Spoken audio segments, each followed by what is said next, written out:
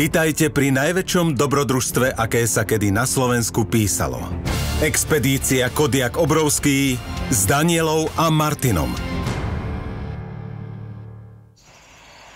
Chystám sa zlaniť takú malú skalu.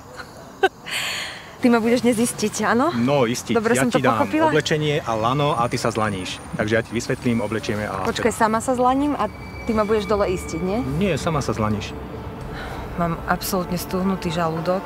Myslela som si, že budem väčšia hrdinka teda. A napadá mi, že sa môže utrhnúť úchyt, ktorý je na skale.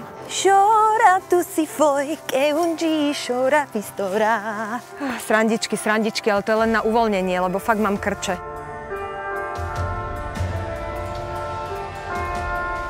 Strašne som sa spotila.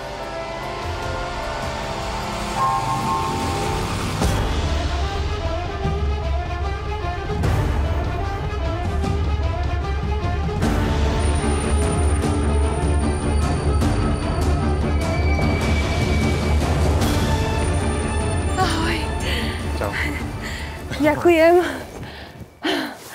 Rada ťa vidím. Podobne. Neviem si úplne predstaviť, ako bude tieto veci zažívať Maťko, ktorý nemá rád výšky. Sme v Pukanci. Mojou dnešnou úlohou je nájsť si umiestniť ubytovanie. Idem do krčmy, lebo tam je život. Tam sa človek dozvie všetko dôležité. Dobrý večer. Ja mám takú otázočku na vás. Nenašlo by sa tu niekde ubytovanie na dnes večer? Práve sedí jedna pani na terase a ona má chalupu. Skúste sa jej opýtať.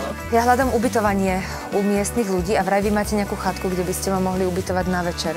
To mi povedali v bare. Spacák máte? Spacák mám aj karimatku. Ja problém nemám.